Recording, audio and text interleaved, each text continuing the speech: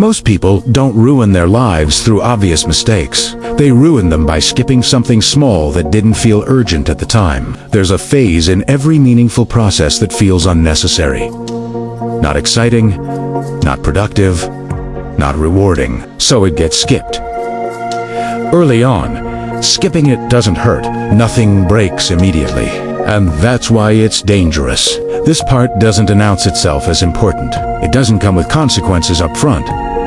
It feels like a delay, a pause, an inconvenience. But it's the part that makes everything else stable. In relationships, it's the uncomfortable conversation before resentment forms. In work, it's the boring mastery phase before recognition arrives. In life, it's the period of uncertainty before direction becomes clear. People rush past it because it doesn't feel like progress. They want outcomes without tension, results without friction, clarity without confusion.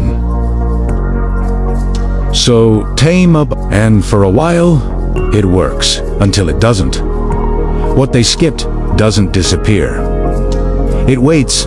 It shows up later as burnout, as regret, as a vague sense that something is off, but they can't name what. By the time they notice, the cost is higher, the conversation is harder, the correction is heavier, the adjustment feels impossible. Not because it was always impossible, instead of masking it with movement.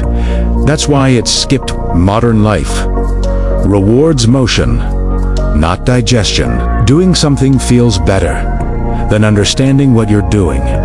Progress looks cleaner than reflection, so people optimize the visible parts and ignore the invisible ones, until the invisible parts collapse the structure.